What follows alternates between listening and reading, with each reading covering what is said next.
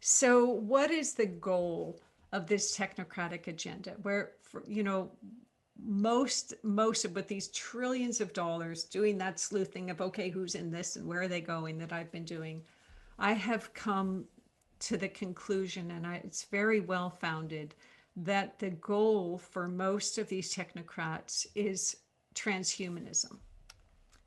And transhumanism is a movement designed to create a merged artificial intelligent and human form of being to result in a robotically augmented post-human.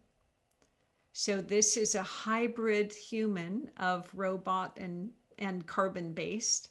And Kurzweil, the head of Google's Department of Engineering, is a key figure in the transhumanist movement, as are many, many multi-billionaires and universities and technological corporations.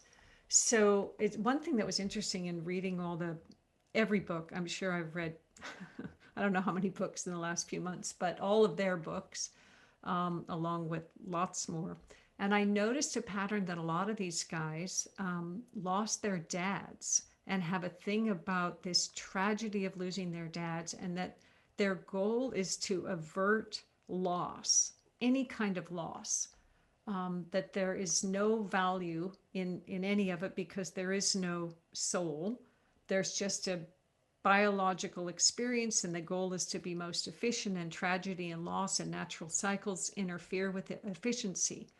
So he was so distraught about, Kurzweil was, about his dad dying, that he had his dad frozen and committed to his dad that he would be able to bring him back.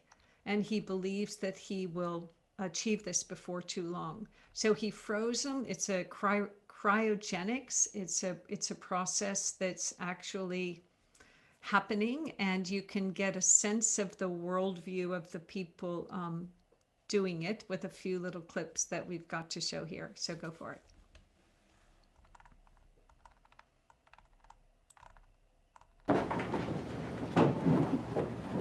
Cryonics is a procedure by which people are frozen shortly after death in the hopes that the information that is encoded in the brain will be usable in order to reconstitute the person sometime in the future.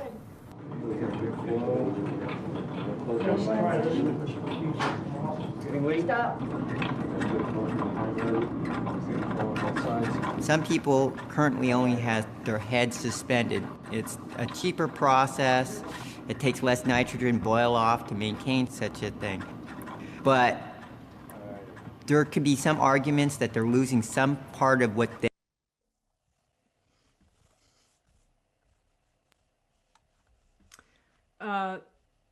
what he says there is they could be losing some part of what they are if they only use their head.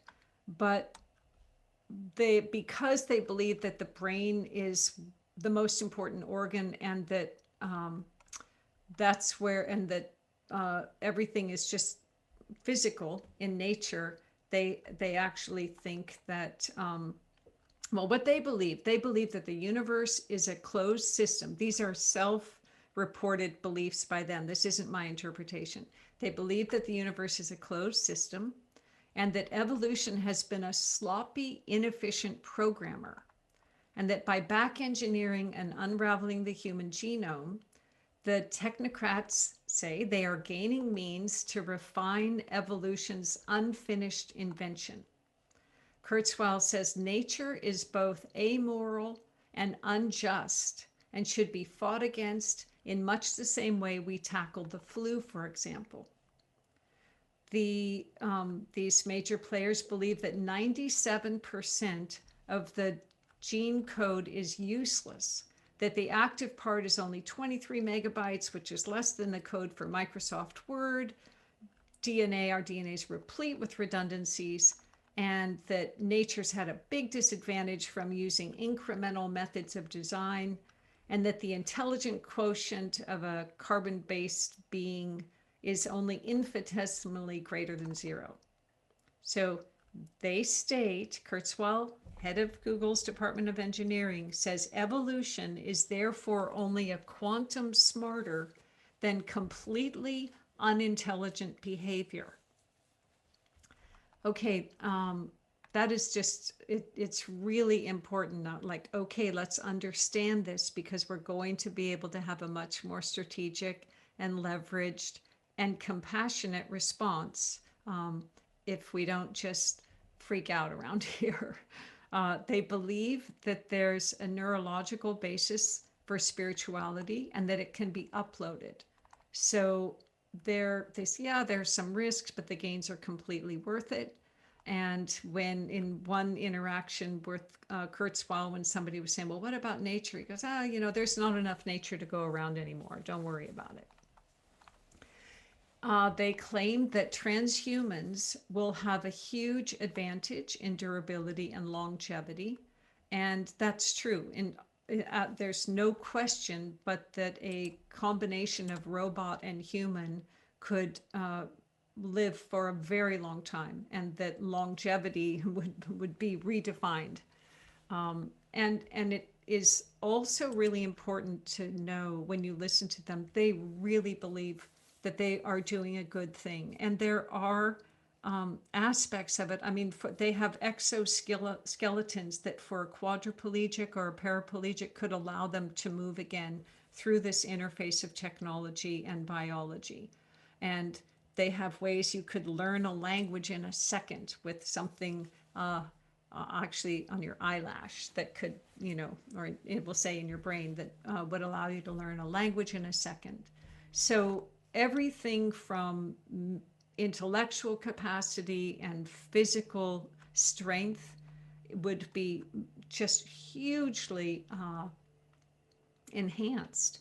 And they believe that that is a fabulous thing to do.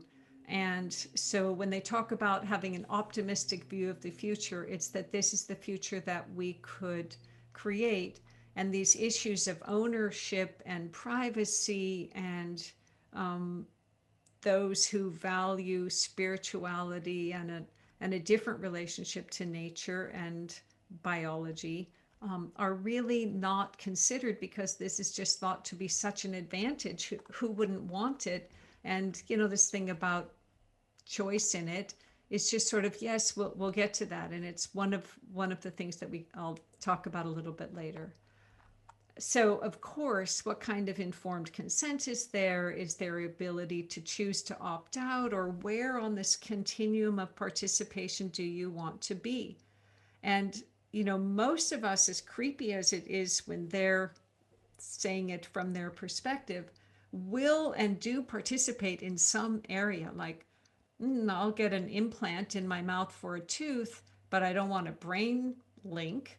Or, I have a friend with a new hip, and so that's human augmentation. So these degrees of human augmentation are things that people need to have choice about participating in.